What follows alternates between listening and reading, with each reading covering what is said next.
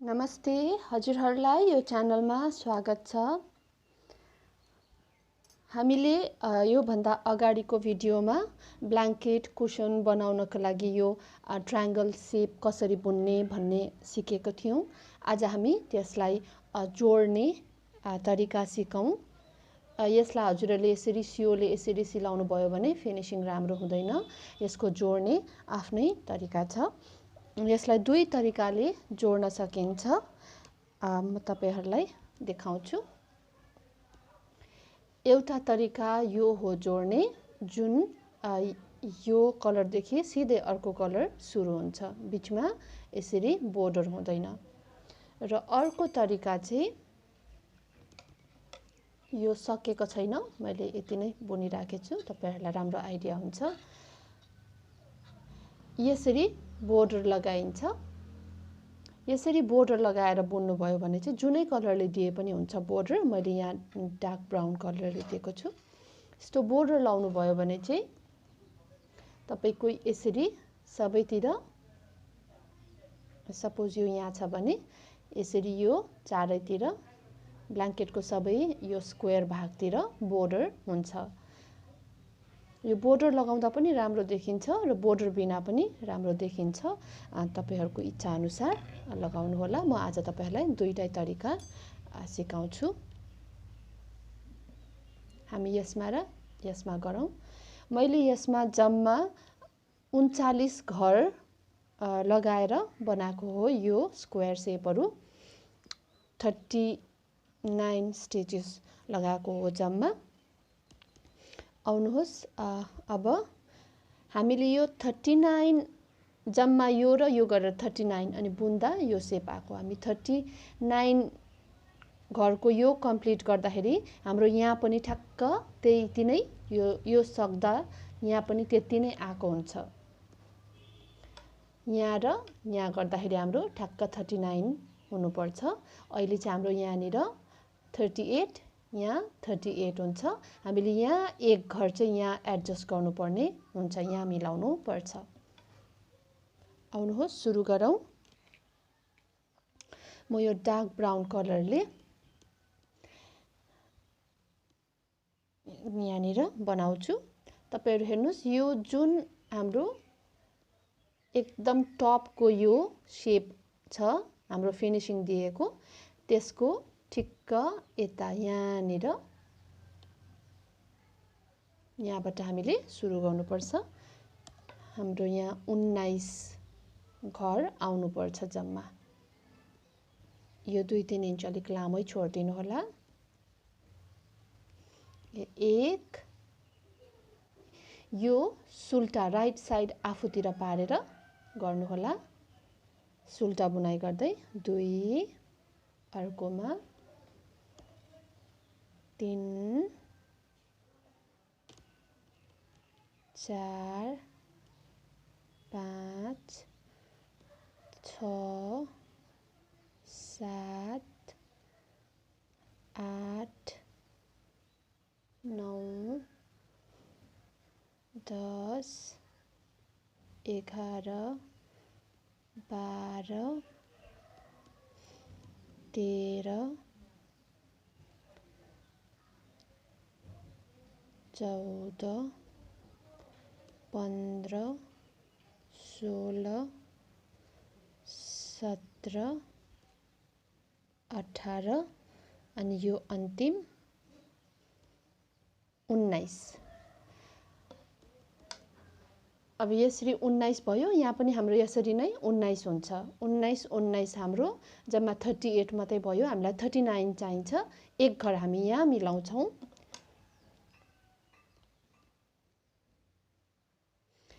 त्यो एक घर मिलाउनलाई चाहिँ हामीले यहाँको एक घर लिनु भएन। यहाँको एक घर लग्यौ भने हामी पछि फेरि यहाँनिर मिलाउँदा मिल्दैन। त्यसैले हामी यो एक घर के गर्छौं, यो लास्टको लूप जुन चाहिँ उठाएको छौं, यो अन्तिम तपाईलाई देखाउँछु। यो अन्तिम जुन उठाएको थियौं, यसको यो पछाडीको जुन लूप छ, यो लूपलाई मात्रै बुन्छौं। यो देखाउनलाई निकालेको थिए, अहिले राखे। र यो पछाडीको लूप, यो ब्याक लूप लिनुस् र यसको पनि यो अन्तिमको एउटा मात्रै लुप लिनुहोस्, ब्याक लुप, र यहाँबाट यसमा र यसमा छिराउनुहोस्।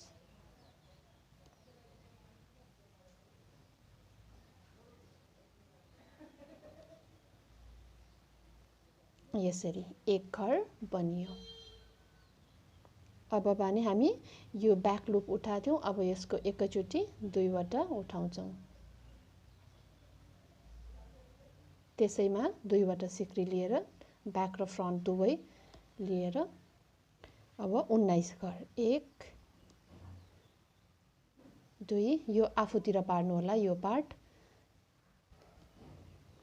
3 4 5 6 7 8 9 10 11 12 13 14 15 16 17 18 र यो टपको 19। अब हामीसँग जम्मा यो जति 39 घरले थालेको थियौं, यहाँ पनि 39 39 घरै हुन्छ। हेरौं, 1 2 3 4 5 6 7 8 9 10 11 12 13 14 15 16 17 18 19 20 21 22 23 24 25 26 27 28 29 30 31 32 33 34 35 36 37 38 39। अब हामी यहाँनिर पछाडि यस्तो हुन्छ, अगाडि यस्तो। अब एक लाइन सिधा सिधी सुल्टा बुनाइ गर्छौं। यो पहिलो घर,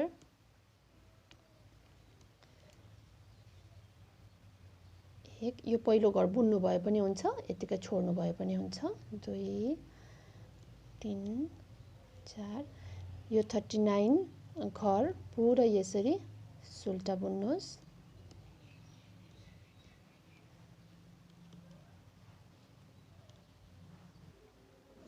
मैले यो एक रो पुरै सुल्टा बुनाइ गरेर सकाए। अब यता फर्किनुहोस्, हाम्रो यहाँनिर एक रो यसरी बनियो। यो एक रोलाई चाहिँ तपाईले सम्झिनुहोस्, हामीले यहाँ फर्स्ट घर लगाउँदा जुन थियो त्यो घर लगाए जस्तै हो। अब भने हामी यो स्क्वायर बनाउन थाल्छौं। अब तपाईले यो धागो नफेरिकन सिधा सिधी यो स्क्वायर बनाउन थाल्नु भयो भने चाहिँ यसरी यो बोर्डर बिनाको जोड्नी बन्छ। तर धागो फेर्नु भयो भने चाहिँ हाम्रो यसरी बोर्डर बनिन्छ। अब यसलाई म चाहिँ सिधा सिधी बुन्नु भयो भने सिधै बनिहाल्छ। अब म चाहिँ अर्को धागो फेरेर तपाईलाई बोर्डर भएको देखाउँदै छु।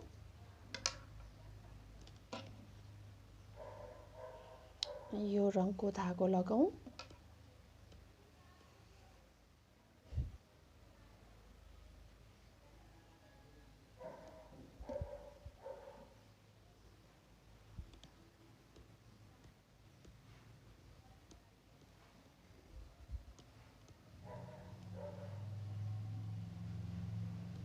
अब हामी सिधा सिधी सुल्टा बुन्छौं 18 घर। हामीले जसरी पहिलो भिडियोमा स्क्वायर बनाएको थियौं त्यसरी नै बनाउँछौं। 39 घरमा 18 18 बीचमा 3 घर, 2 3, ए माफ गर्नु होला, अर्कोले बुनेछु।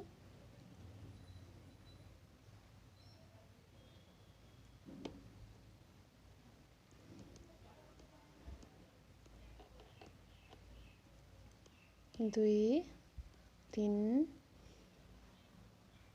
4 5 6 7 8 9 10 11 12 13 14 15 16 17 18 याद गर्नु होला हामी यहाँ खाली सुल्टाइ मात्रै बुन्छौं एन्डसम्मै माथिसम्मै यहाँ 18 घर भयो 1 2 3 4 5 6 7 8 9 18 यहाँ 1 2 3 4 5 6 7 8 9 3 घर रह्यो यो 3 घरमा हामी यो बीचको यस्तो बुट्टा निकाल्छौं यो हामी सुल्टा बुने जस्तै गरी यताबाट उल्टा हैन सुल्टा बुने जस्तै गरी यो 2 घर स्लिप गर्नुहोस् अर्को तेस्रो घरलाई बुन्नुहोस् र यो जुन स्लिप गर्नु भएको छ 2 घर त्यसलाई फेरि यो माथि यसरी चढाएर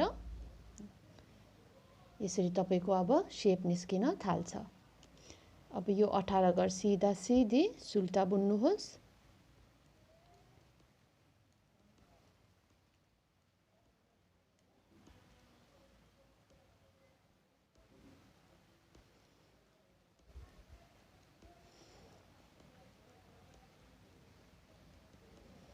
यो मैले हिजो जुन स्क्वायर बुन्नु सिकाए त्यो नै सिकाइराखेको छु फेरि अब यता फर्किनुहोस् र अब यो 18 घर सुल्टा बुन्ने बीचको जुन हामीले स्लिप गरेर मारेको थियौ 2 घर त्यो मात्र उल्टा बुन्ने धागो उता चढाउने जसमा कि यहाँ गाँठो नपरोस् यस्तो फिनिशिङ आओस् भनेर हामी यहाँ गाँठो पर्न दिदैनौं त्यसैले यो उता फर्काउँदै छौं 3 4 5 6 7 8 9 10 11 12 13 14 15 16 17 18 अब यो बीचको अघि हामीले स्लिप गरेको घर हो त्यसलाई हामी उल्टा बुन्छौं एक घर फेरि उता गरेर यो सबै सुल्टा बुन्छौं यो रो सकाए अब यता फर्किनुहोस् अब यसरी नै हजुरहरुले यहाँ अघि 18 बुनेर यहाँ 3 घर राखेर बुट्टा निकालेको थियौ अब यो रोमा 17 त्यसपछि फेरि उल्टा 17 बुनेर 3 घरमा बर्डर बनाउनुहोस् बुट्टा त्यसपछि फेरि 17 यसरी नै प्रत्येक 2 रोमा यहाँ घट्दै घट्दै जान्छ र यसरी शेप बनिन्छ र माथि अब यसरी नै दुवैतिर पालैसँग घटाउँदै बीचमा बुट्टा निकाल्दै जानुहोस् र लास्टमा 3 घर रहेसम्म बुन्नुहोस् म तपाईहरुलाई त्यहाँनिर भेट्छु र हजुरहरुलाई यहाँनिर भनिदिऊ अहिले हामीले जुन तरिकाले यहाँनिर जोड्यौं अब यतातिर जोड्दाखेरि चाहिँ हामी यहाँ एक घर हामी जुन यसरी एडजस्ट गरेको थियौं अघि यो बोर्डरको ब्याक लुप टिपेर यसमा चाहिँ अलिकति फरक हुन्छ म यो बुनिसकेर सिकाउने छु अहिले भने यो 3 घर रहेसम्म माथि घटाउँदै बुन्नु होला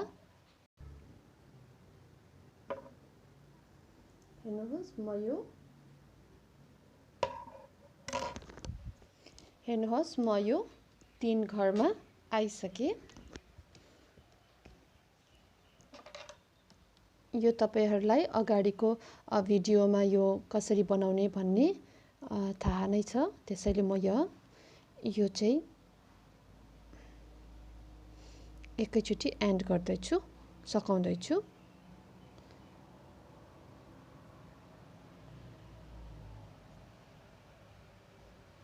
र यसलाई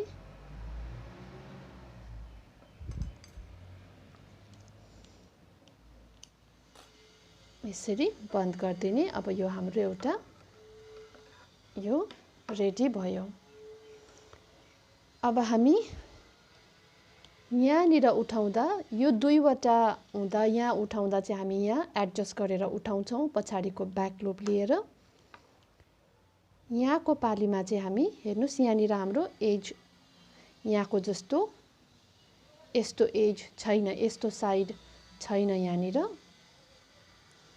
यस्तो केसमा चाहिँ तपाईले म आइडिया दिइराख्छु यो हाम्रो फर्स्ट भयो भने 1 यसरी छुटेको हुन्छ 2 3 4 5 6 7 8 9 10 यसरी अब यसरी उठाउनु होला पालै पिलो माफ गर्नु उठाउँदा यो सुल्टा राइट साइड आफूतिर हुनुपर्छ त्यसैले यता साइडबाट उठाउने यो एकदम चुच्चो भागदेखि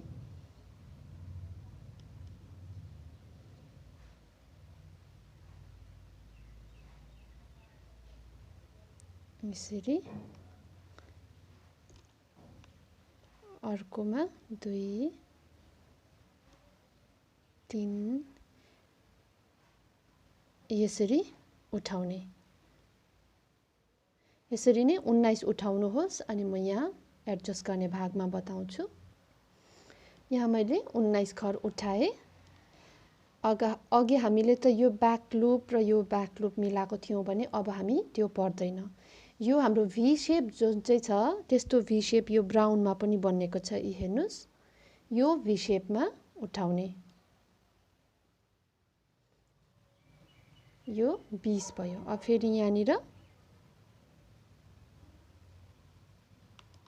यता कन्टिन्यू गर्दै 19 उठाउने